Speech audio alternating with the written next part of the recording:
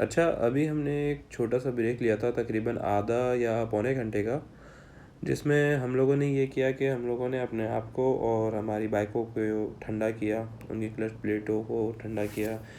क्योंकि यार देखो, इस पूरे टूर में ना सबसे ज़्यादा जो इम्पोर्टेंट चीज़ है वो आपकी बाइक है। आपका पूरा टूर जो है वो आपकी बाइकों पे टिका हुआ है, तो भाई आपने अपनी व्हीकल को, भले आप गाड़ी में हो या बाइक पे हो, तो आपने उसको इतना टफ टाइम नहीं देना है। आपको नहीं पता आगे क्या आने वाला है।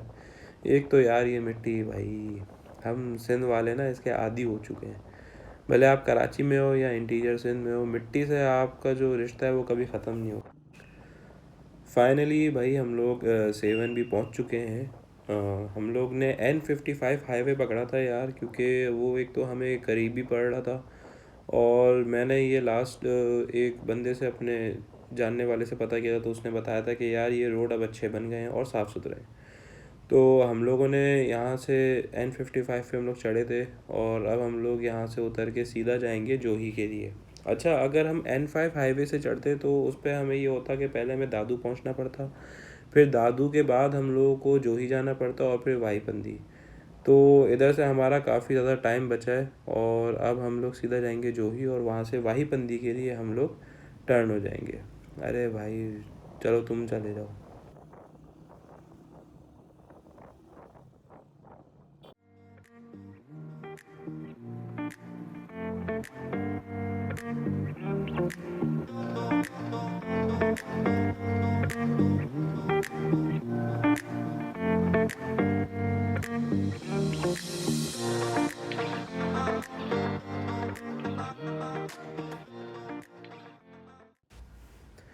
अच्छा, तो ये है वो कट जिसकी मैं काफ़ी देर से बात कर रहा था। जोही पे पहुंचने के बाद आप दादू के लिए लेफ़्ट साइड पे टर्न होते हैं, और यहाँ पे छोटे मोटे गांव आते हैं, जैसे कि अभी हम लोग को देखने को मिल रहा है। यहाँ पे इतनी कोई ज़्यादा फैसिलिटीज़ मौजूद नहीं है। और मुझे याद पड़ता है जब मैं लास्ट 2023 में आया था अपने दूसरे दोस्तों के साथ, तब ये पूरा रोड कच्चा था और बन रहा था। इवन हम लोग का तो एक्सीडेंट होते होते बचा था, और क्योंकि हम लोग थे साबुनदानी में, और आप लोगों को पता है कि साबुनदानी कितनी रिलायबल गाड़ी है। वैसे यार जो बात है, मैं पूरे रास्ते अभी देखते हुए आया हूँ, मतलब इतनी हरियाली देखने को मिली है। मुझे कुछ देर के लिए तो ऐसा लग रहा था कि मैं पंजाब में कहीं बाइक चला रहा हूँ, सिंध में हूँ ही नहीं। और टू बी वेरी ऑनेस्ट, इस वक्त इस मौसम में इस कदर यहाँ पे मज़ा आ रहा है। हल्की हल्की धूप है जिसमें ठंडी ठंडी हवा लग रही है, तो एक अलग ही मंज़र पेश कर रहा है यार। और बाकी ये है कि अब यहाँ से हम लोग का सीधा जाना है हमें 35 मोड़ की तरफ। बीच में ही वाईपंदी आएगा। वाईपंदी पे आपको एक ये फैसिलिटी होती है, वहाँ पे जीप वाले सारे खड़े हुए होते हैं, जिनके साथ आप बैठ कर, अगर आपने अपनी पर्सनल गाड़ी में आ रहे हो तो आप उनके साथ बैठ कर ऊपर जा सकते हो। तो खैर हम तो अपनी बाइकों पे ही ऊपर जाएंगे। बस अब ये है कि 35 मोड़ आ जाए।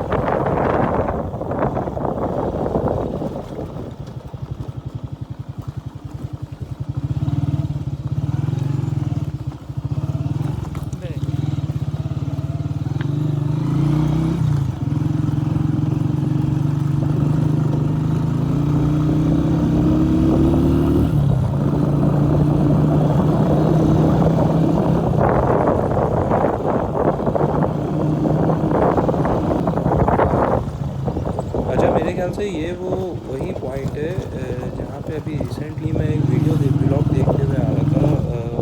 एक कराची के हमारे भाई हैं, वो अपने कुछ दोस्तों के साथ यहाँ पर रहते। शायद ये वही प्लेस है जहाँ पे उनकी बाइक गिरी गिरी थी। मेरे ख्याल से वो ज़्यादा सीसी की बाइक लेकर आए हुए थे। तो भाई, टू बी वेरी ऑनेस्ट, ये एक मिनट, हाँ।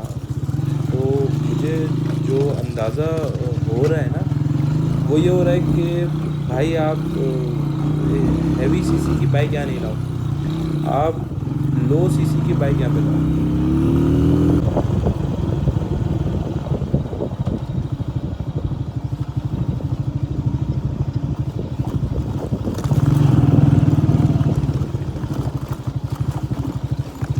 क्या?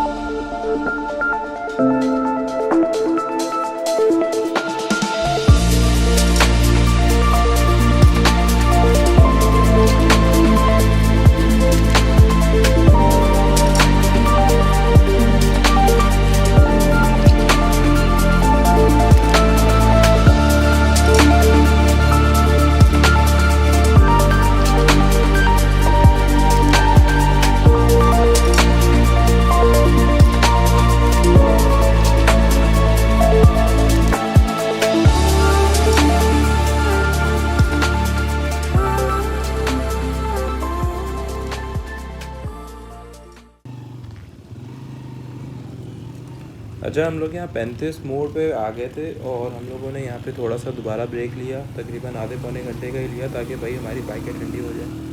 क्योंकि अभी हमें यहाँ से ये तो पता है कि आज के बाद डायरेक्ट चढ़ाइयाँ हैं। और अभी यहाँ पर एक मकामी बंदा बैठा हुआ था, उसने हमें ये बताया कि यार आपको 2 से ढाई घंटे लगेंगे ऊपर पहुँचने में, जबकि मुझे नहीं लगता, मुझे लगता है इससे भी ज़्यादा टाइम लग जाएगा।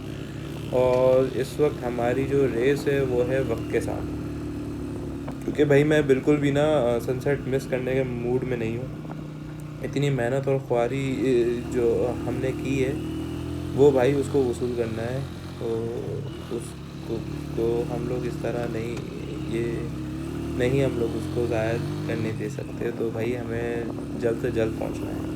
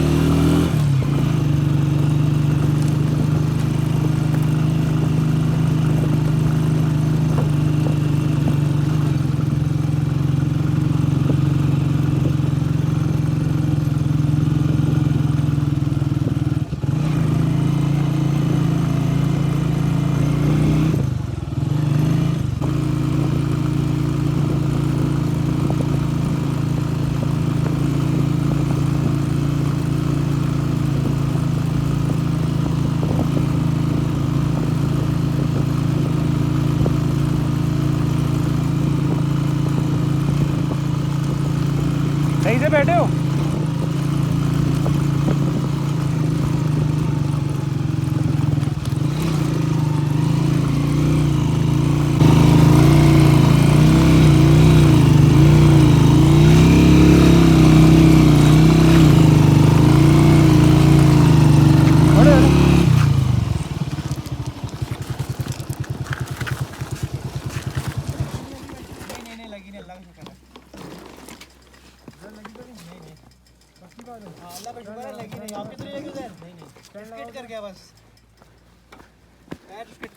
वहाँ लेके चलनी पड़ेगी।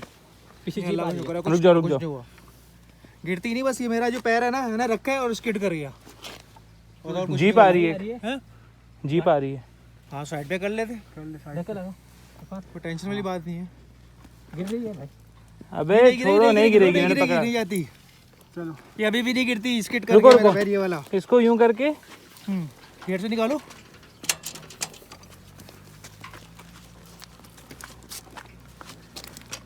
बस सीधी कर लो। रुको।